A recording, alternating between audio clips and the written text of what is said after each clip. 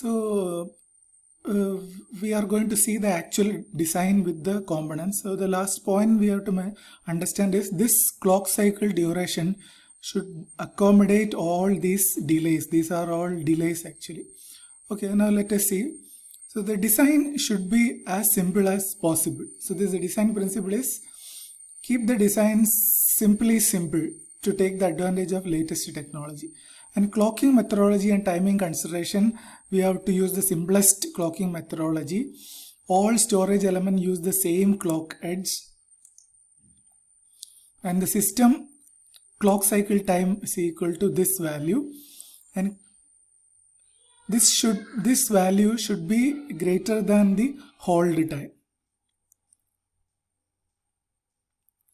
Okay, so with this, let us get into the construction of data path.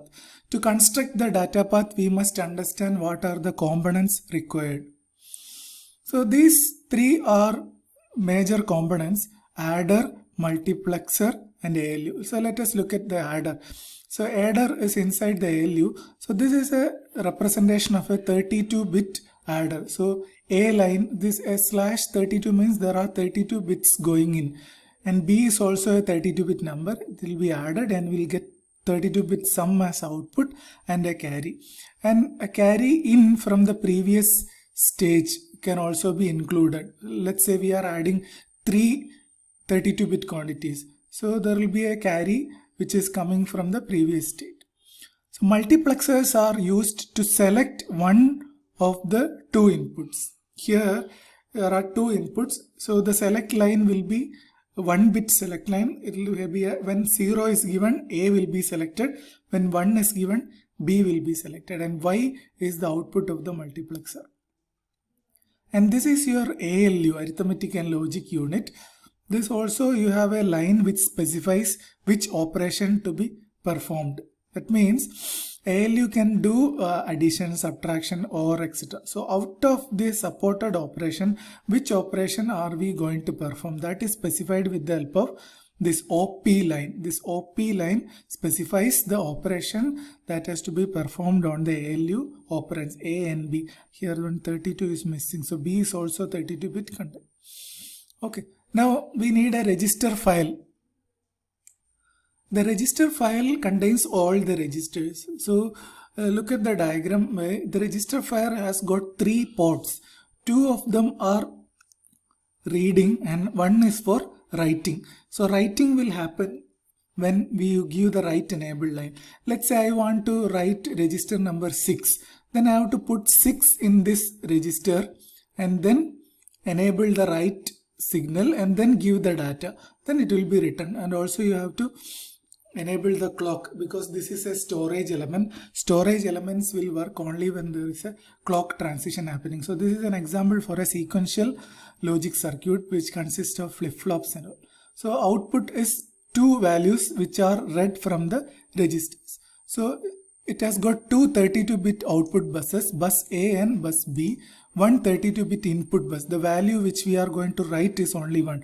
Why we have only 1 input bus? Because we are writing only 1 value at a time. Since we can read 2 values at a time, we have got 2 read outputs. So registers are selected by giving the numbers.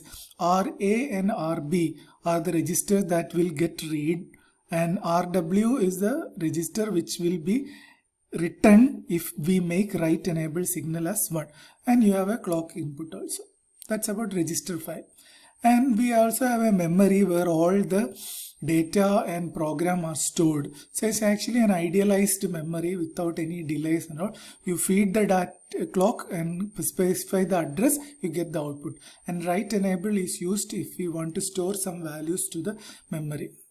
So that's about idea. Now a data path design.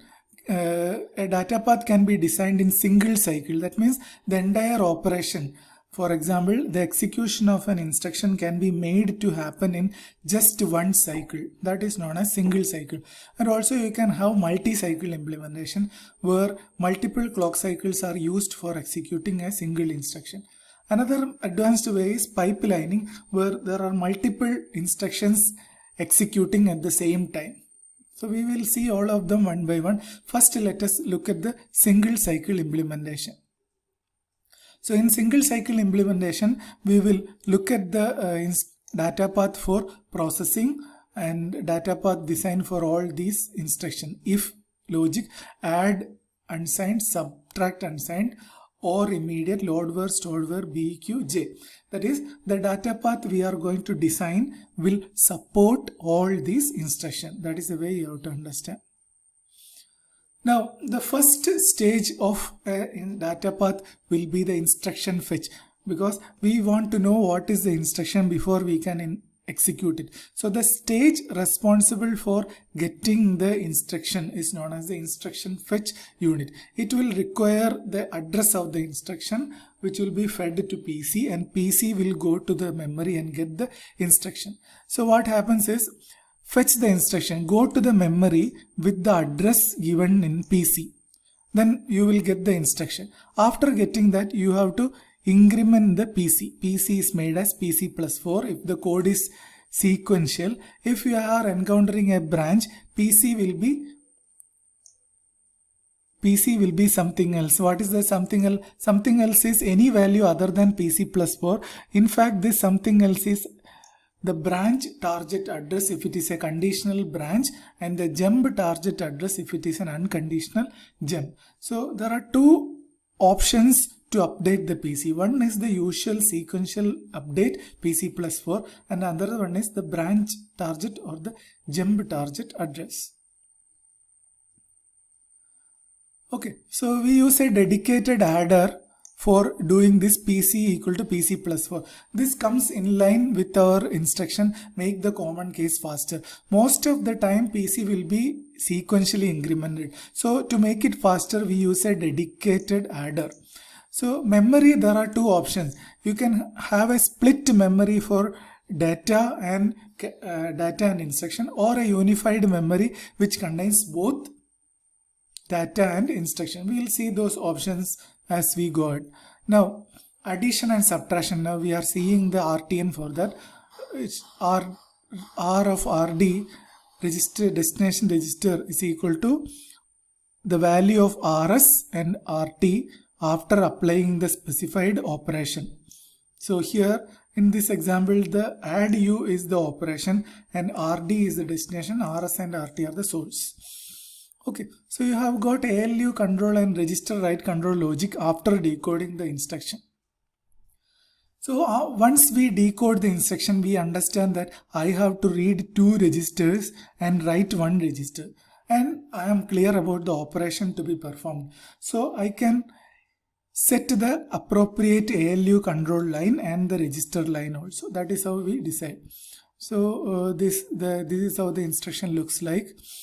Now we will see the actual diagram, then it will be easy to understand. So this is explaining load, store, extra. We will come back to this as soon as possible. Now let us look at the diagram. The diagram speaks more. So PC plus 4 from the instruction data path, and the immediate value sign extended into 32, shift left by 2, that is for multiplying by 4, is given here, and this will be your branch target. So this branch target is used only if the instruction is a branch, but we do not know whether the branch is taken or not. Now we will keep ready the ALU inputs, these 2 lines, and specify the ALU operation here. So this ALU op line would have come from the instruction, and we get the branch control logic. Okay, so the 0 of the 0 line will be given to the branch control logic. Why it is given to 0 logic, we will see soon. So this is how we assemble the first path. So we get the instruction. From the instruction we will read the registers, register 1, register 2, and also the write register will also be notified later, and write data line will also get connected. That will happen as we move forward. PC plus 4 from the instruction data path, and this is, so one of this value will get selected to go into the PC. Okay, so let us see how to put it all together. Now if you spend some time on this in diagram, we will explain this soon. So PC has the value. With that we are going to read the instruction memory. Okay. Now we have shown the instruction memory separate from data memory. We have another memory known as data memory here. So let us consider the execution of an R-type instruction. For example, an add instruction. So an add instruction will be given here. So we are fetching the instruction from instruction fetch. From there, it is fed to the register file where we read register 1, register 2, which will be coming out as the source operand, and those values are fed to the ALU. Okay, so the presence of multiplexer, why it is there, etc. will be explained soon in the next value. So while coming for the next class, I request all of you to draw this diagram in your book, so that you will have better understanding, and then you will clearly understand why certain lines are going from a particular place to the other. So while coming for the next class, you have to draw this diagram in your notebook, and we will close today's class with this explanation. We will trace every line in the data path and be very clear in the next class. Okay, thank you.